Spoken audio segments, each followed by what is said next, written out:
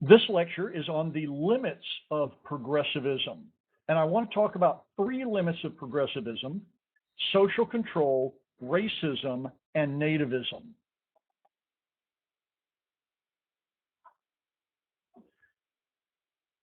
This is the point at which you can begin seeing that capital P progressive era progressivism is not the same thing as what you might think of as late 20th century small p progressivism. Late 20th century small p progressivism has a distinct social democratic feel to it. After the 1960s, it's got a kind of a sex, drugs, and rock and roll feel to it, as well as being potentially feeling irresponsible. Well, the progressive era had itself, that kind of progressivism, had a very strong moralistic strain to it, a very strong puritanical strain to it, and a very strong sense of social control. Many of the progressives agreed with those public scolds of the 1880s and 1890s that American society was too influenced by hedonism, was too influenced by greed, was too influenced by sexuality, and too influenced by bad influences, particularly alcohol. And many of these things were inherent in city life, so city life was bad for you. Many of these things were inherent in ethnic cultures, so we had to stop immigration. All of these things work together.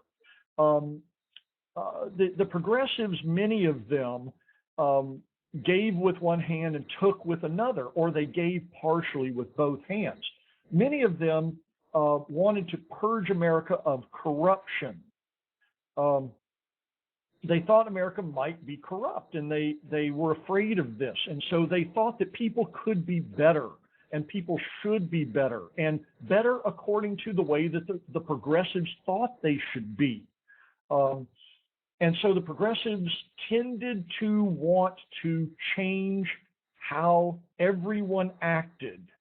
And they realized after a while, like business people did and like other regulators and anti-regulators did, that the federal government was the instrument, not the city or the state government, to effecting corporate or social control and affecting a purge of corruption in America.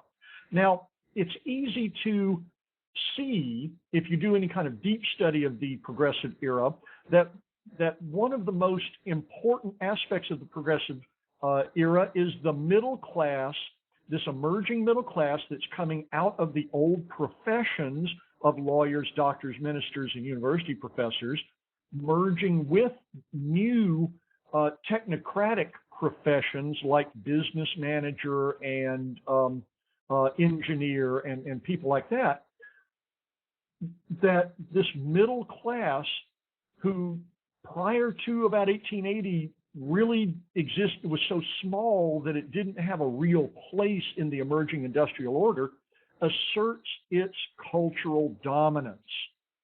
And it does this in some part by moral suasion. Instead of these old anti-corruption, anti-city corruption, anti-pornography campaigns being run by people who are, for the most part, blue stockings, that is, somewhat moneyed and somewhat aristocratic, these new social movements for good and for control, for uplift and for control, both come out of this expanding middle class that defines itself primarily by not being upper class and not being working class, having a comfortable living and a competence, that is, an ability to make a living in an identifiable field, as well as enjoying a modest but fruitful life because of their income levels, consuming new goods and services at an identifiably middle level, and being primarily Protestant and having a lot of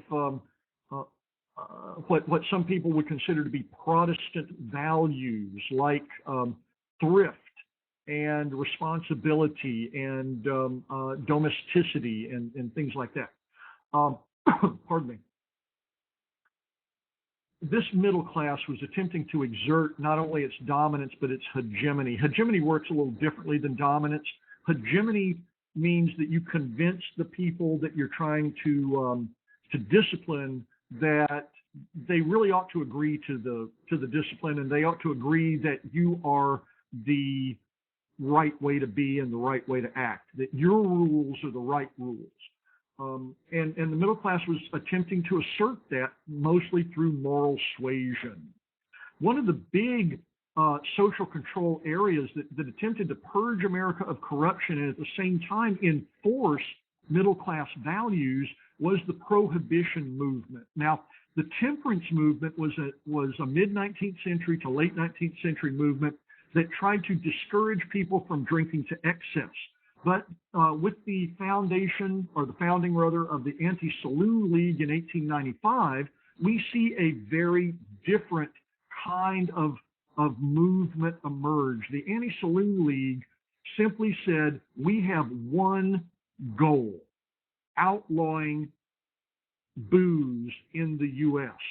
And again, they thought that the federal level was the right instrumentality. They had tried to get, and continued throughout the Progressive era, to try to get states, whether it was the Anti-Saloon League or other groups, the prohibitionists, tried to get states to implement state-by-state prohibition. And given the case of Alabama, Alabama implemented prohibition in 1907 and then took it away in 1911 because that battle is never won.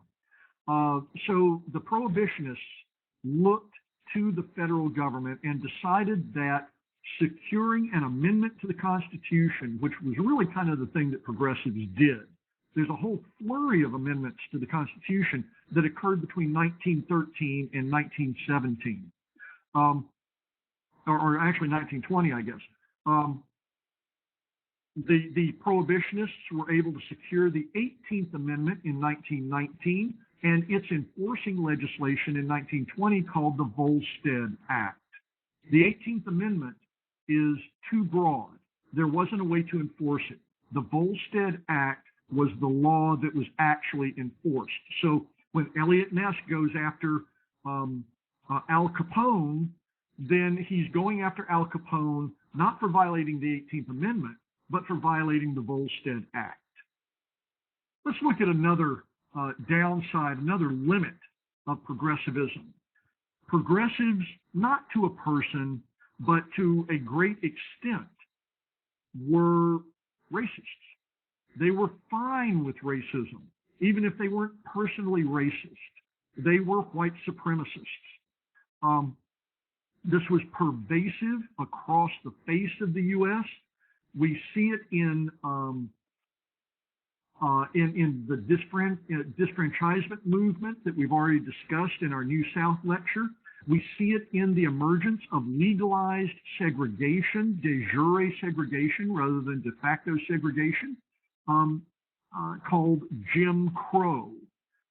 In fact, Woodrow Wilson was a supreme racist. He was incredibly racist, so much so that he segregated federal offices that were not segregated before. And he reduced the number of African American employees of the federal government simply because he didn't believe African Americans should work for the federal government.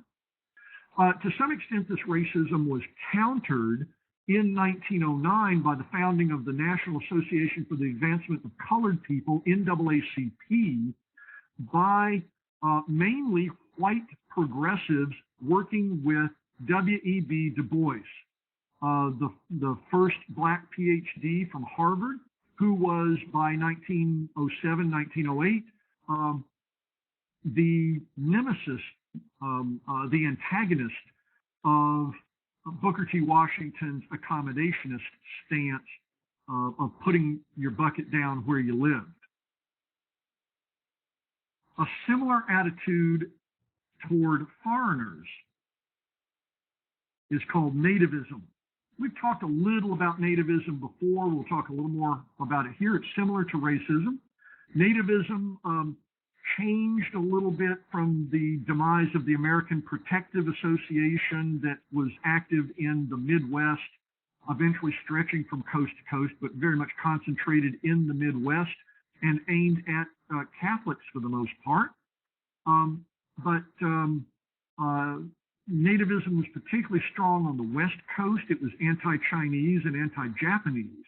One of the things that we see in progressive nativism is this reliance on expertise. And this reliance on expertise was, in the case of nativism, an attempt to use the new sciences of psychology and psychiatry to prove cultural, ethnic, and even racial inferiority hard and fast. It could be called scientific if it was done by a certain set of rules, and therefore once it was scientifically proven, then no one could argue against it. And the big test that was used to prove scientifically that people besides white Anglo-Saxon Protestants in America were culturally and intellectually inferior was IQ testing. The Stanford-Binet test, the IQ test, was developed during the progressive era specifically to test how intelligent foreigners were. And of course, these tests are culturally biased. A really good book on this, kind of the standard in the field on how weird this whole thing of testing for intelligence is Stephen Gould, G-O-U-L-D, Mismeasure of Man. Dr. Gould died just in the past few years. This is his magnum opus, and it is a seminal work that is a pretty good read and is pretty appalling at the same time. Another reliance, this concept of relying on experts, we see in the eugenics movement that is part of nativism and also tied deeply with the scientific proof of inferiority. Eugenics is the idea that that a race, which we would call now an ethnicity, could be strengthened by first not allowing what was then called miscegenation, and by culling out weaker specimens. This led to a whole bunch of weird things that happened, like forced sterilization of people deemed to be mentally inferior, so they would not reproduce, and that would strengthen the race, you might say, strengthen the ethnicity. Just recently, again, when these lectures are made just recently, we see that North Carolina is going through a stressful period in trying to decide how to pay reparations to people that its state administration forcibly sterilized. This is a big deal right now. Finally, we see immigration restriction, particularly after World War I. Beginning in 1920, we see specific acts that are being held constitutional. 1921, 1922, then we skip to 1924 with various kinds of immigration restrictions that stemmed the tide, keeping those people who had come to the U.S. but left during World War I, keeping them from coming back. Okay, so these are the limits of progressivism. This desire to control culture We see that in prohibition, a strain, a wide and broad strain and deep strain of racism and nativism that is making the culture a white culture and keeping those people deemed inferior to that culture hamstrung both or socially and economically and politically. And this concludes our lecture on the limitations of progressivism. As always, thank you very much.